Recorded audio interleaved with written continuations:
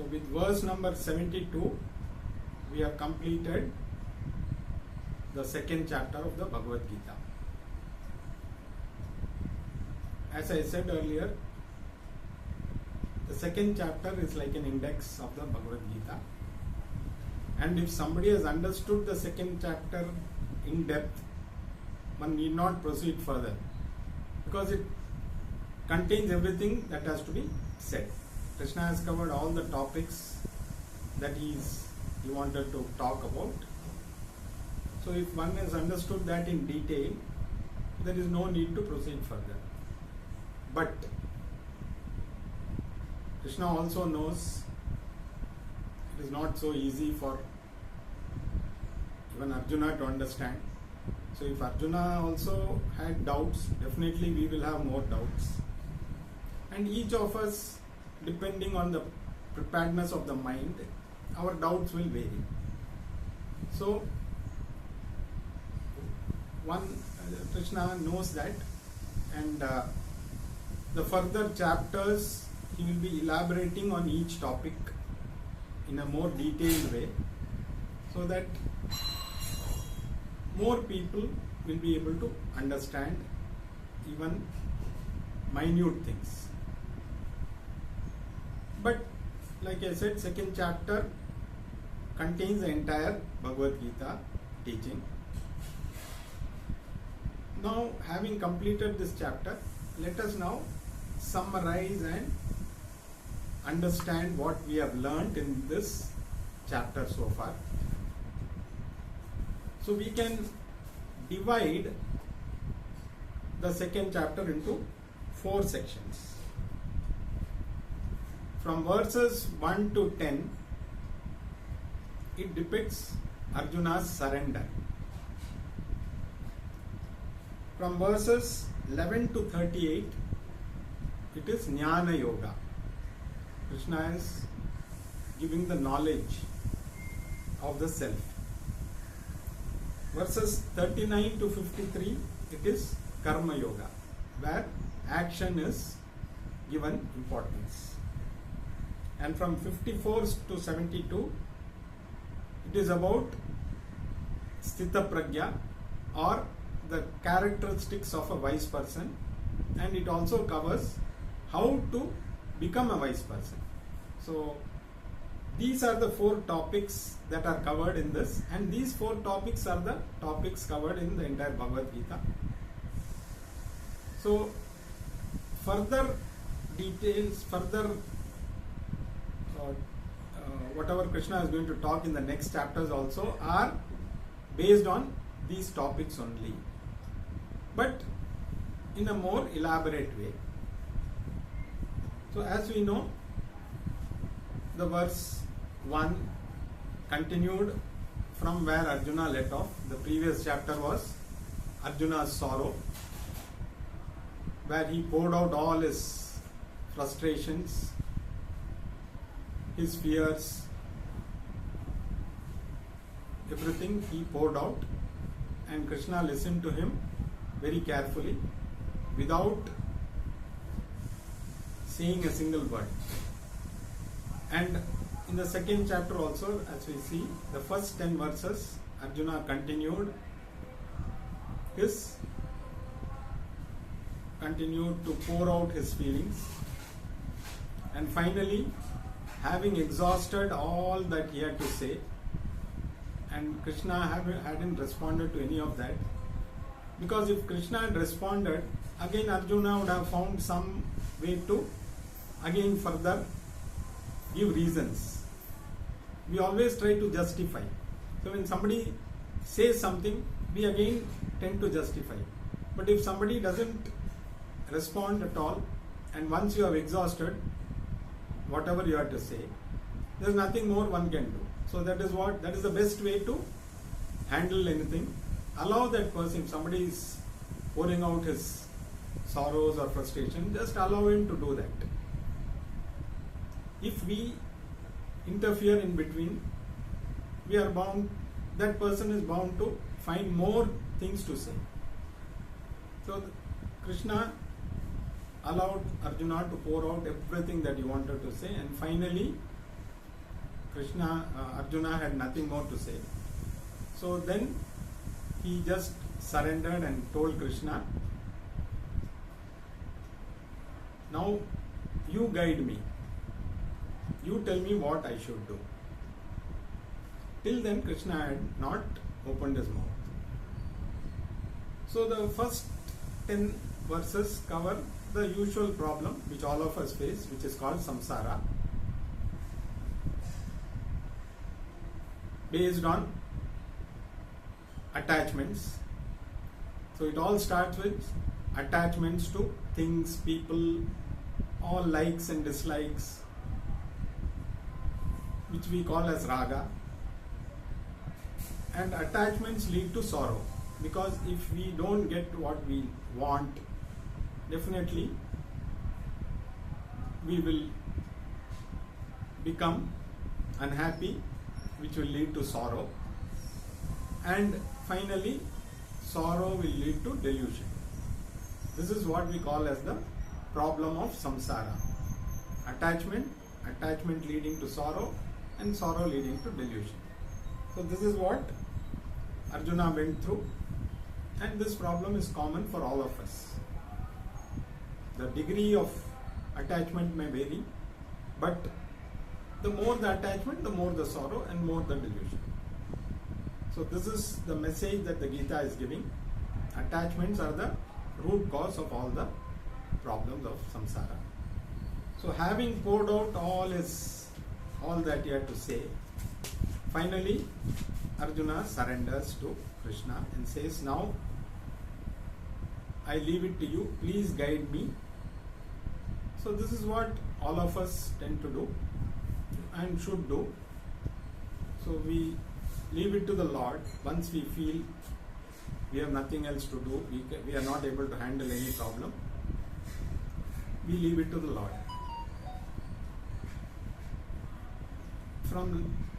So the teaching of Bhagavad Gita starts with the 11th verse, where Krishna says, don't grieve over things which are not to be grieved for. So if we go back to 11th verse, because the wise people grieve neither for the people who have stopped breathing, nor for those who have not yet stopped breathing. So it's a process.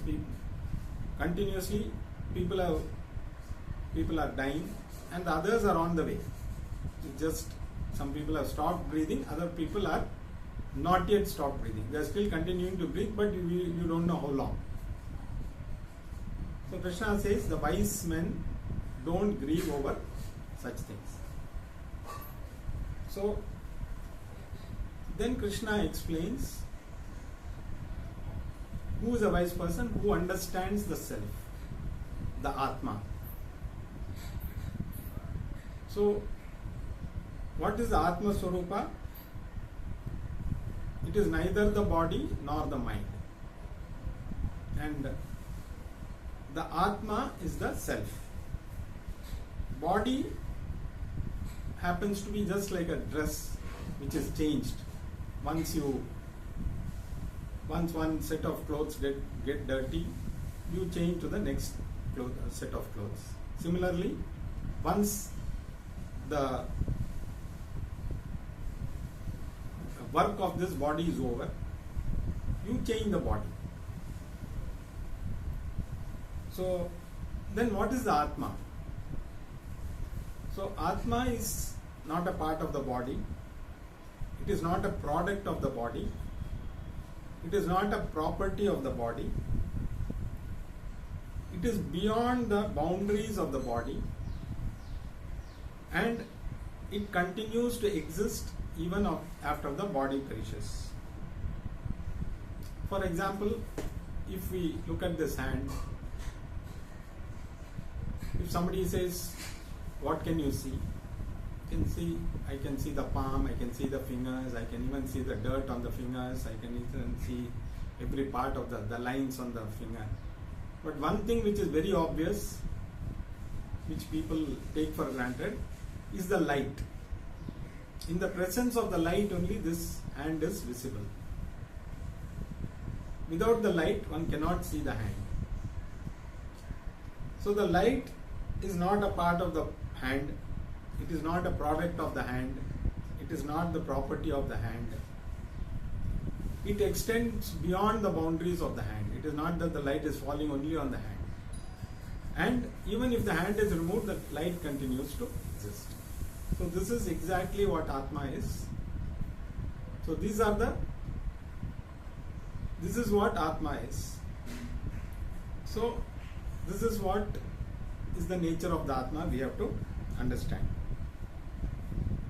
And from 11 to 25 he explains the various features of the Atma. It is eternal. It is the only thing that is which is real. Like in a movie, only the screen is real. All the things projected on the movie, on the screen are not real. We all know that. But at that moment we feel that is real. But the only thing real in the movie is only the screen. Similarly, the only thing that is real in this world is the Atma. It is all pervading. There is no place or space where Atma doesn't exist. So everything is only Atma. It is always the experiencer. It is never the experience. Atma cannot be experienced. Like the eye cannot see the eye itself. Similarly, one cannot see the self. The self has to be understood. So it is the experience and never the experienced. And it is neither the doer nor the enjoyer. The Atma doesn't do any activity, nor does it enjoy the fruits of anything. So these are the other features of the Atma. It is also free from any kind of modifications like birth, growth, change, decay, death. These are all not applicable to the Atma. So some of the verses had commented on the Atma cannot be burnt by fire, it cannot be cut by weapons, it cannot be drowned in water, it cannot be dried by the wind. So all these are to give an idea about the nature of the Atma. So with all these features, Krishna had explained the nature of the Atma to Arjuna. Then from verse 39 to 53, it was about Karma Yoga. Karma Yoga is nothing but doing all the actions with an attitude of not being the doer or not waiting for the results of the action. Actions are done which are required, and the results that accrue are accepted as prasada. Like we go to the temple, we accept whatever prasada is given to us. We don't complain that, okay, I wanted this or I wanted that. So similarly, Karma Yoga is nothing but accepting the results that accrue from the action. So basically, there are three types of karma. First is called Sattvika Karma, where you do any action which benefits everybody, including you. So the entire idea of the action is everybody benefits, and in the process the person doing the action also benefits. The second type of action is called as Rajasika Karma, where only the person who is doing it benefits, the others are not, may or may not get benefit. So the person doing the action is not bothered whether the others are gaining any benefit or not. He wants to ensure that he is benefited first. By chance, if others benefit, okay, that's not his problem. So this is the attitude of a Rajasika Karma. And Tamasika Karma, the third type, is where I should benefit even at the cost of others. I don't mind harming others, but I should get benefited. So this is the worst type of karma, where one is prepared to even harm others to get self-benefit.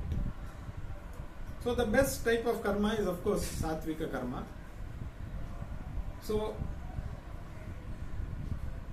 the attitude has to slowly, from tamasika karma, if somebody is doing, he should understand and at least start doing rajasika karma, and from then understand that and then move on to sattvika karma. So karma yoga is nothing but continue to do your actions without expecting, not without expecting results, because any action will produce results, but you accept the results that come as what you deserve. So this is what is karma yoga all about. Then from 54 to 72, it is about sthita prajna, because Arjuna asked, how does a sthita prajna look, how does he act, how does he move, how does he sit. So basically, sthita prajna, a wise person. So first, how does one become wise? By first control of sense organs, then regulating the mind, and then doing nitidhyasanam or Vedantic meditation, meditating upon the self. So this is a 3-stage process to become a wise person. And what do you achieve by doing that? One gets freedom from all binding desires. So the person has no binding desires, so that he is completely free. He sees everything as one and the same. He gets equanimity. The mind is calm and without any disturbances. So this stage, when somebody, after practicing the 3 sense control, mind regulation, then having the jnanam, because these 2 will help somebody to achieve a calm mind, but without the knowledge it is not complete.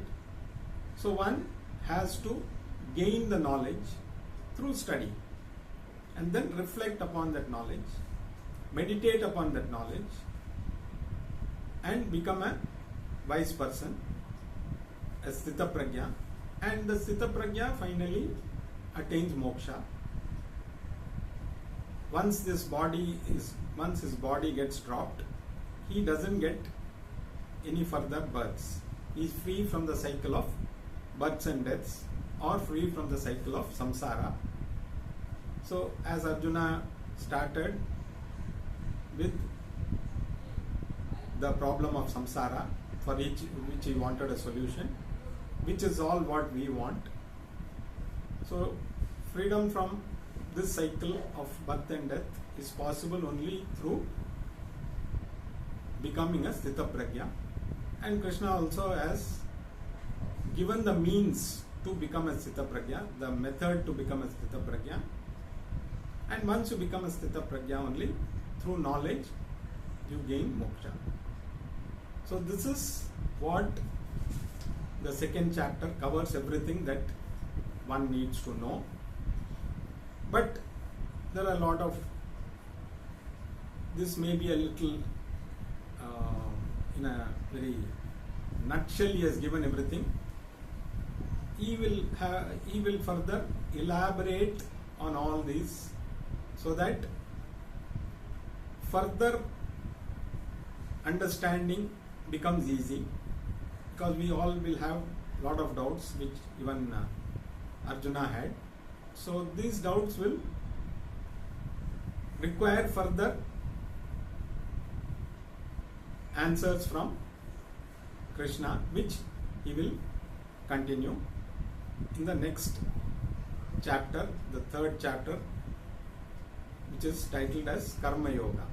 So he will talk in detail about Karma Yoga in the third chapter, which we will see further. Thank you.